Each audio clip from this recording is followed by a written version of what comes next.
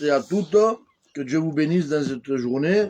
Bon, j'ai prié avant de me lancer en direct, mais je vais reprier quand même parce que je veux que Dieu nous accompagne. Et je vais répondre à la question, qui a réussi à faire mourir Dieu? Et vous allez comprendre pourquoi.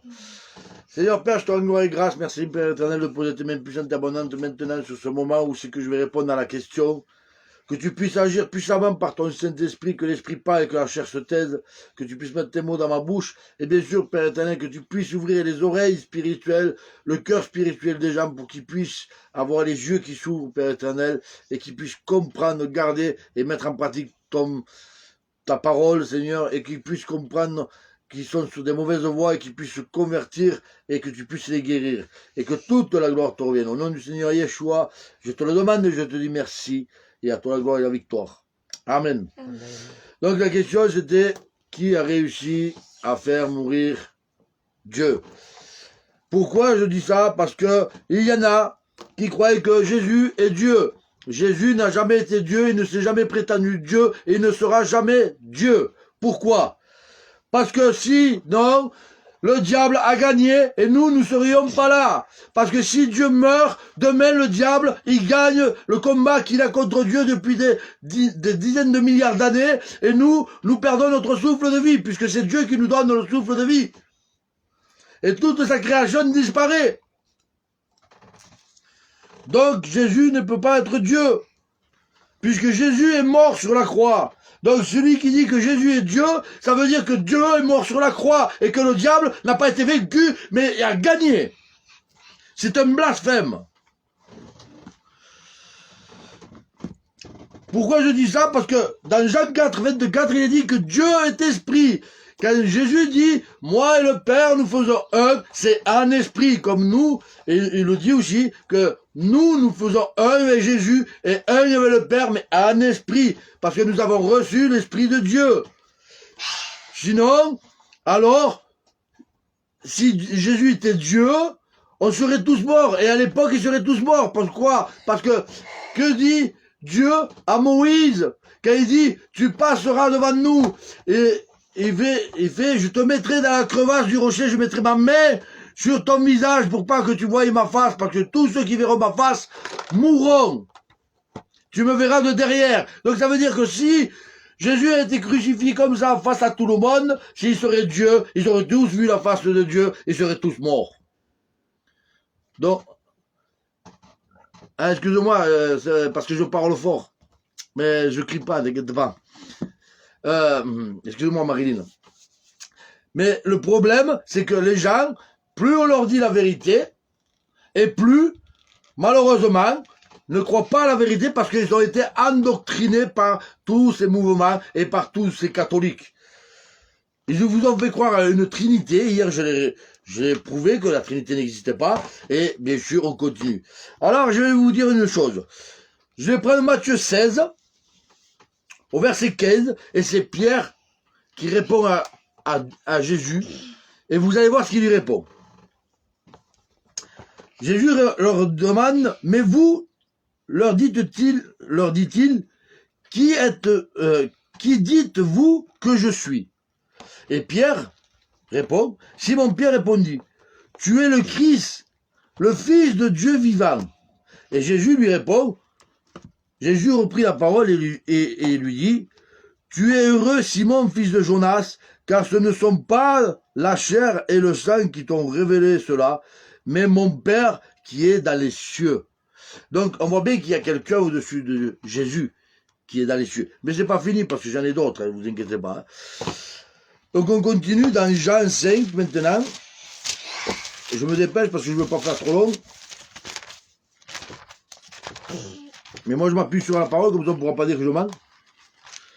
Jean 5, verset 19.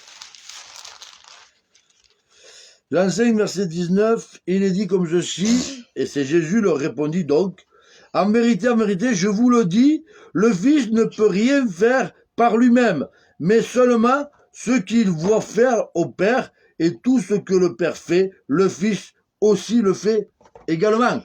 Donc ça veut dire que il fait ce que le Père a fait déjà. Donc le Fils a vu le Père faire, et bien sûr, il reproduit. Quand vous avez des enfants, et ils vous voient travailler, moi je le vois avec ma fille, quand elle me voit mesurer avec un mètre, la dernière fois j'ai dû lui acheter un mètre parce qu'elle voulait mesurer avec le mètre. Donc vous voyez, voilà, elle reproduit ce qu'elle voit faire. Et bien Jésus faisait pareil. Dieu a créé le monde, a tout créé, et bien sûr, Jésus reproduit ce qu'il a vu faire du Père. Et maintenant, on va prendre un verset dans Jean 3,2, où c'est que c'est Nicodème qui vient voir Jésus, et regardez ce qu'il lui dit. Pourtant, c'était un grand docteur de la loi, et connaissait bien les Écritures. Il vient de nuit auprès de Jésus et lui dit, Rabbi, nous savons que tu es un docteur venu de la part de Dieu, car personne ne peut faire ces miracles que tu fais si Dieu n'est pas avec lui. Donc, on voit bien que, il dit bien que c'est un docteur venu de la part de Dieu. Mais comme je sais qu'il y a toujours des sceptiques, on va continuer. Acte 5. Vous inquiétez pas, j'allais les versets. Acte 5, verset 31. C'est derrière, voilà. Il est dit comme ceci, Dieu l'a élevé à sa droite comme prince et sauveur pour donner à Israël la repentance et le pardon des péchés. Il n'a pas dit je l'ai élevé comme Dieu, je l'ai élevé comme prince et sauveur. C'est Jésus qui nous a pris de la faute et nos péchés, et par son sang, nous sommes purifiés de tout péché. Et c'est lui notre sauveur. Mais Dieu est le maître de tout. On continue. 1 Corinthiens 15.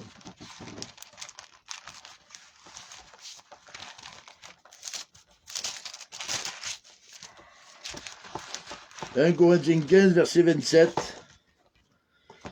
Il est dit, Dieu, en effet, a tout mis sous ses pieds, mais lorsqu'il dit que tout lui est soumis, il est évident que celui qui lui a soumis toute chose est excepté. Ça veut dire que lui, il n'est pas mis sous ses pieds à lui, puisque c'est lui qui l'a élevé. Dieu l'a élevé au-dessus de tous, et lui a mis tout sous les pieds, sauf au-dessus de Dieu.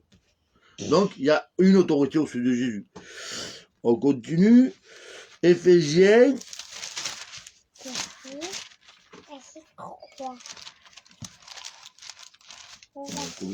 Éphésiens, c'est avant, je crois.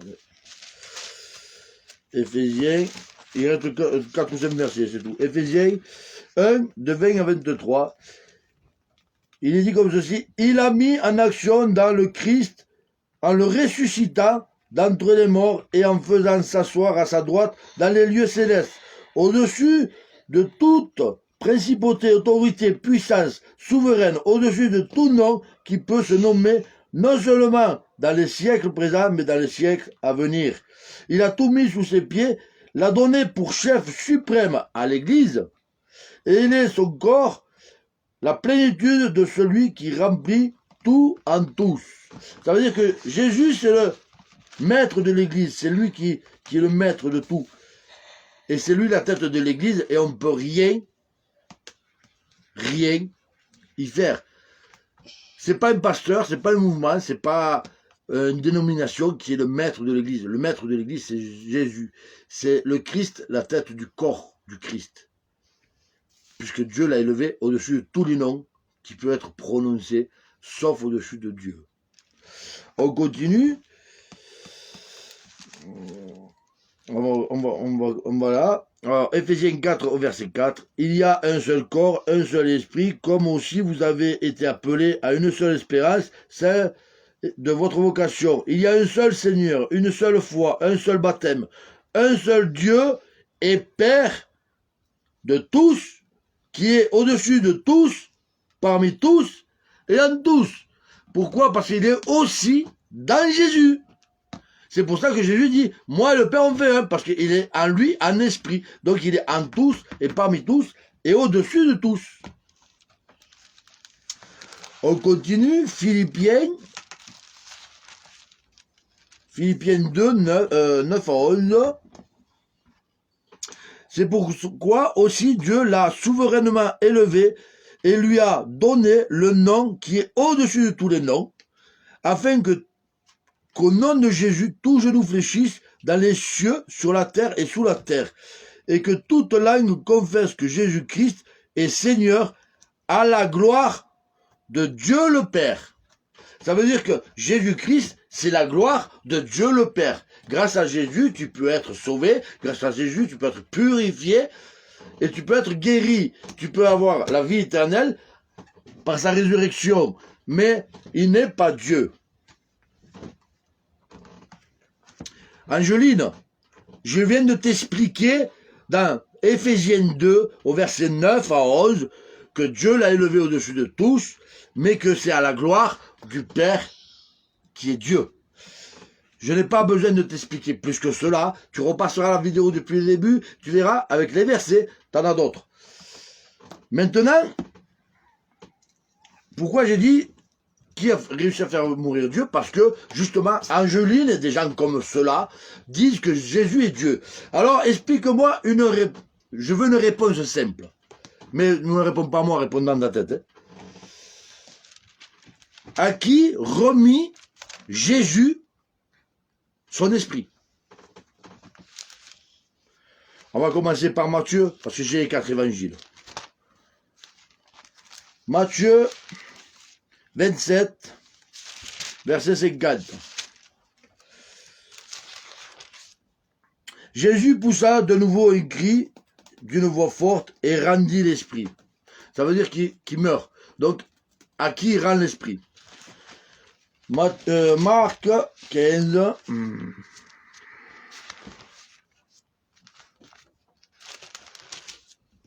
37. Marc 15, 37. Il dit, mais Jésus jeta un grand cri, puis il expira. Je vais garder Luc pour la fin parce que c'est le mieux expliqué. Donc Jean 19, 30.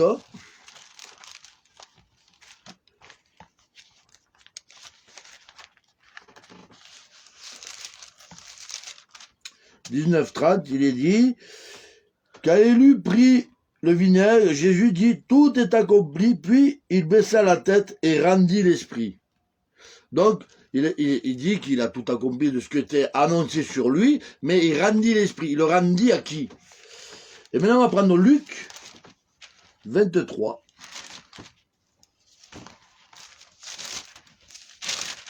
Luc 23, verset 46.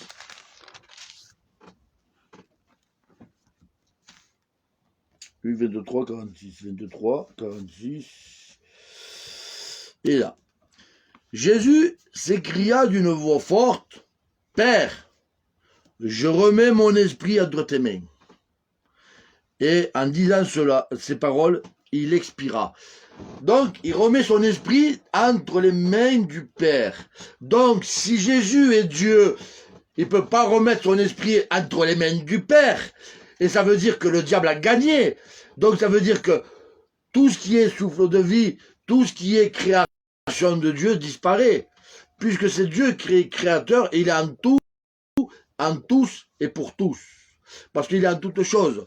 J'ai partagé déjà des scientifiques qui ont prouvé que la marque de Dieu est dans les plantes, dans les animaux et dans les humains. Ça veut dire que si Dieu me vient demain à décéder, puisque c'est lui qui te donne ton souffle de vie, si Dieu viendrait à disparaître, tu disparais avec. Tu ne serais pas là pour dire que Jésus est Dieu, or qu'il n'est pas Dieu. Ensuite, il ne faut pas croire parce que Dieu donne le tout pouvoir à un homme que l'homme est Dieu. Puisque à Moïse, devant le Pharaon, Dieu lui dit, devant Pharaon, tu seras comme Dieu et Aaron sera prophète. Donc ça veut dire qu'il avait remis tous les pouvoirs entre les mains de Moïse, mais Moïse n'était pas Dieu.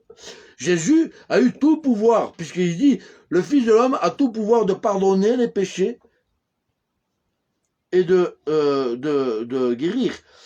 On le sait, c'est écrit. Mais c'est pas parce qu'il a eu tout pouvoir qu'il est Dieu.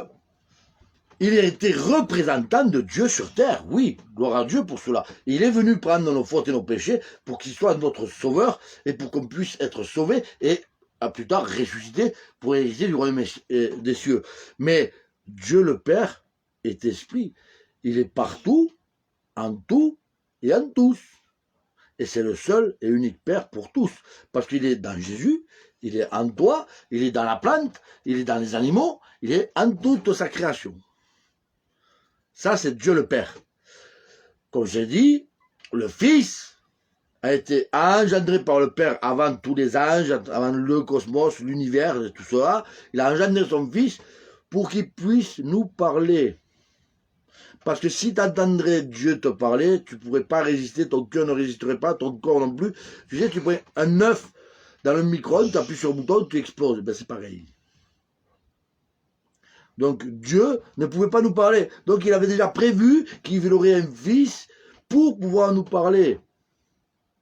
Et ensuite, il a créé les anges, il a créé le cosmos, l'univers, la terre et tout ça.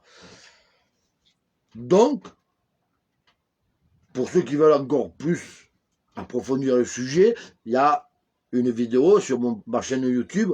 Je ne me fais pas de la pub, mais bon, comme j'ai partagé l'enseignement il y a plus d'1 an,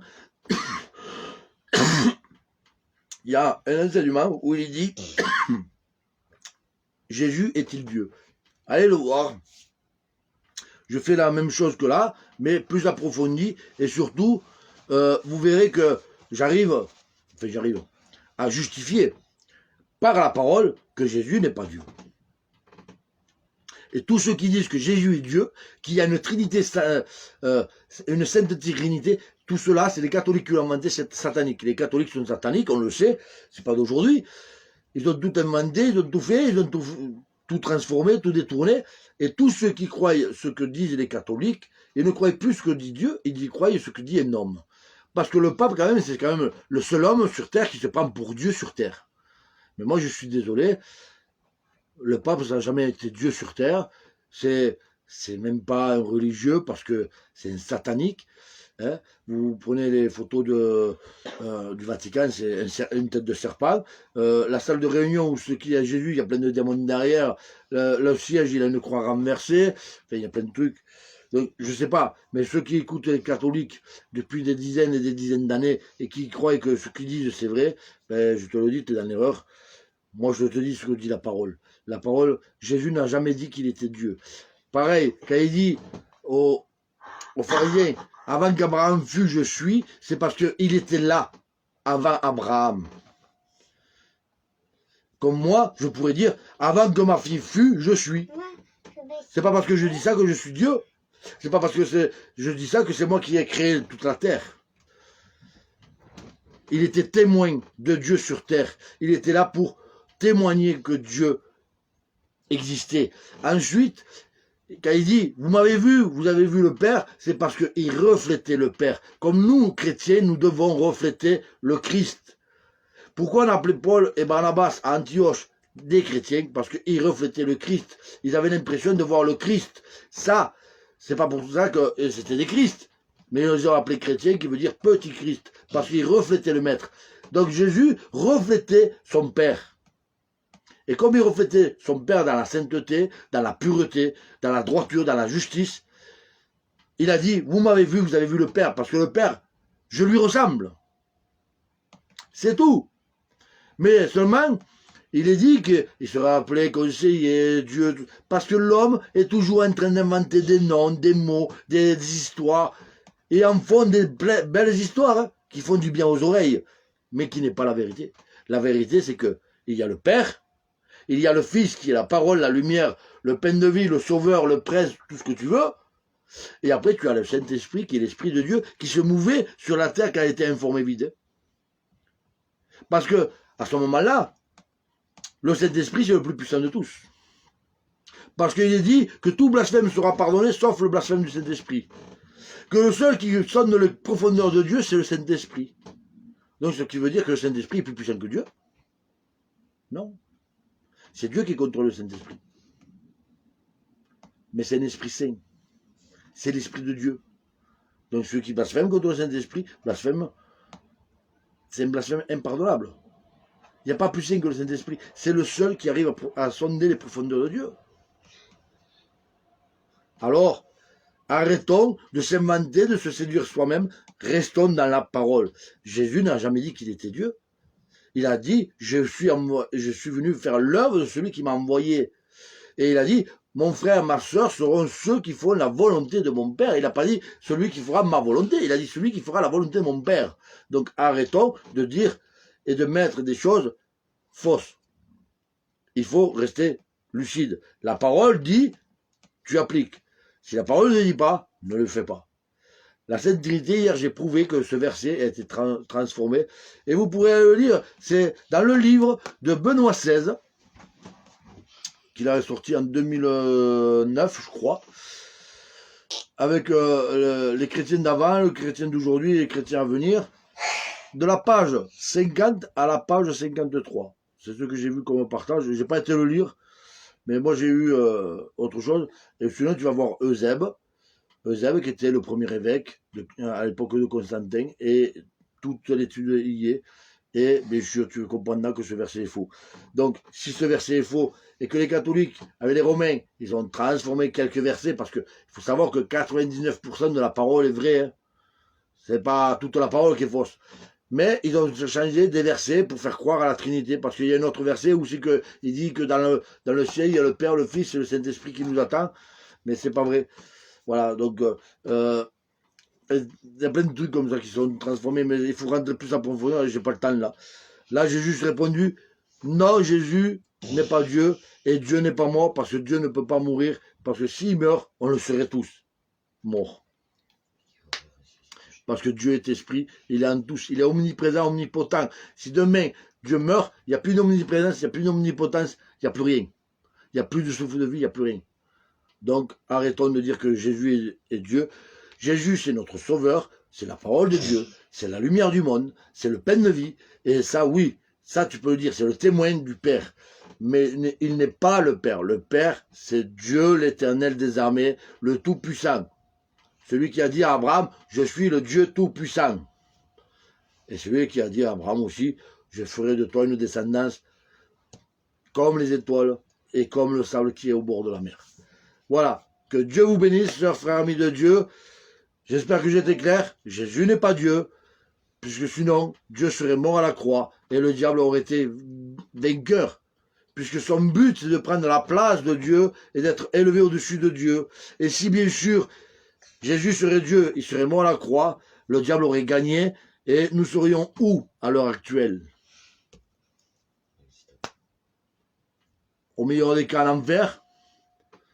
Au pire des cas, on aurait disparu. Donc, non, Jésus n'est pas Dieu.